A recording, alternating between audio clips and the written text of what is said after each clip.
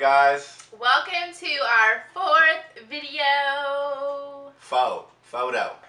This video is entitled When It All Changed. This is like take 5, and every take you change the title. That is not our title. What do you want the title to be? A baby changes everything. Hi everyone. Welcome to our fourth video.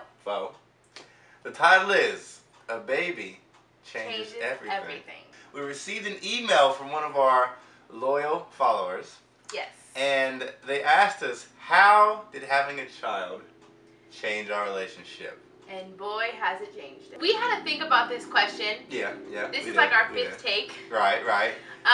We didn't know really how it changed. We never really thought about it. And I know, that's not something we really think about. We got really like, deep at a moment. How does this change this? Yeah.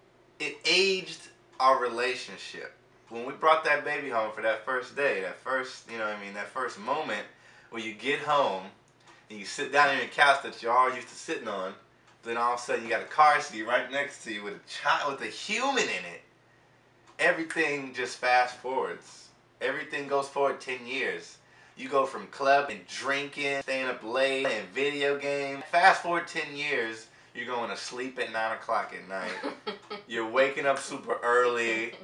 You value your job because you know that you have to provide for this child.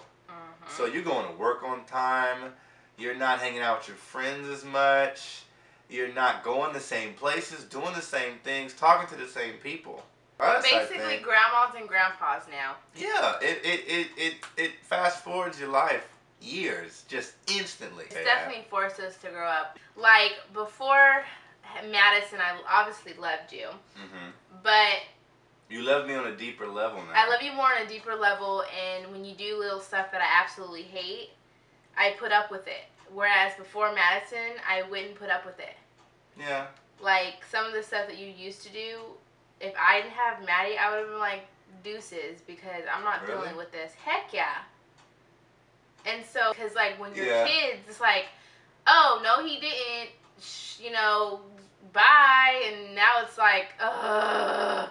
And it kind of brings out their true colors, you know, when you get home and you just see her feeding this tiny child, you know, it just kind of warms your heart a little bit, oh, you know? Stop. That one single tear comes out, you catch it though, because you don't want to see it. Now for some people, you know, they get a rude awakening when they come home and the mother of their children is smoking a cigarette in the living room. Oh, so this is why it's to take 5. We keep going off on like different. You gotta hit them with the pros and the cons. The cons and the pros. Well, I have a con.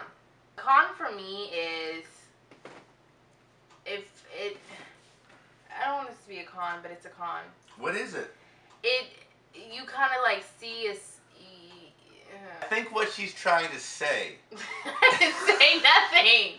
I can see it in your eyes. When you have a child and you go from being just a loving couple to having to raise a child, what's the one thing involved in raising a child that is an absolute must?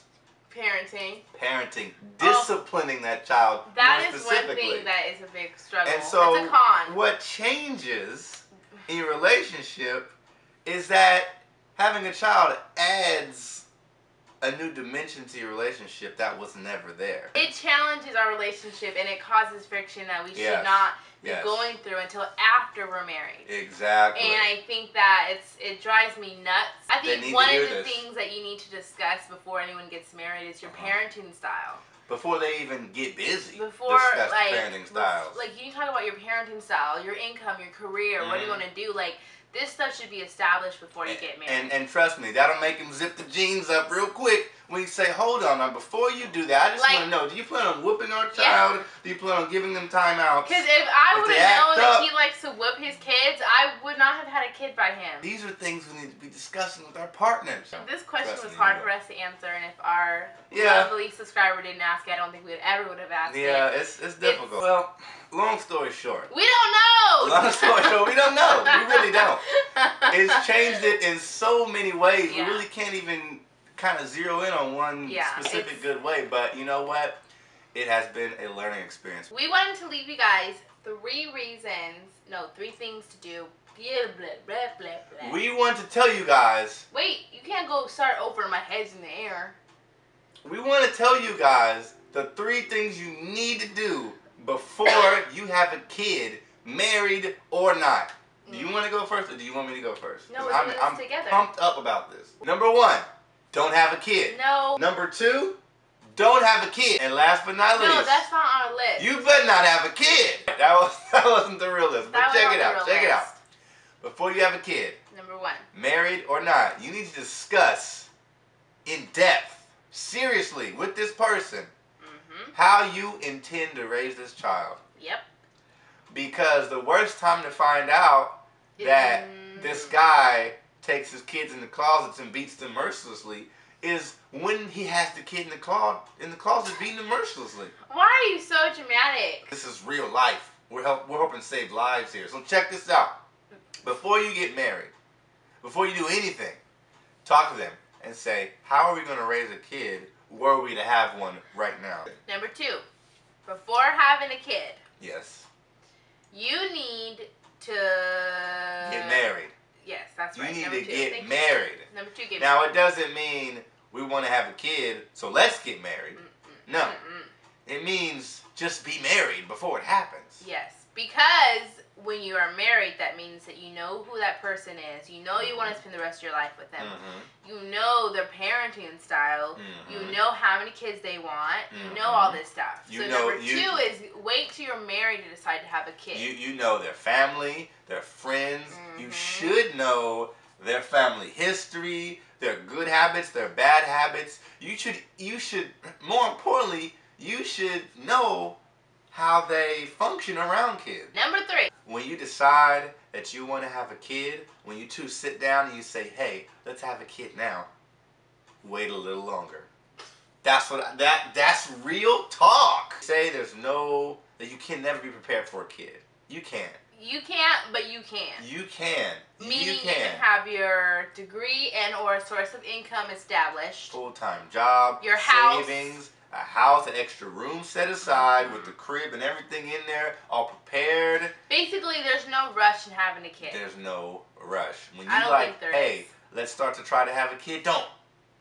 Stop, think about it, and just take a little more precaution. Like I said, don't have the 2-bedroom apartment, have the 3-bedroom house. Don't have the 2-bedroom house, have the 3-bedroom house. You know, don't go out to eat next month, start putting it away in your savings. Start doing just a little bit more. Enjoy your significant other before having a child. That kind of ties because when you have a child, it's no longer about us and love. It's about this child, this child, this child. That's it for this video. Thanks for watching our video. Number 4, having a baby changes everything. I love you. I love you. Why? Why he forgets where he's at. my style. I love you. Can I not say that? If you loved me, you would not have worn this thug shirt I asked you not to wear during this video. You obviously don't love me that much. Rate, comment, subscribe. Yes. And we'll get back to you. Send emails. loveistooreal@ymail.com. Follow us on Twitter. And send us questions. Love is too real. Obama for your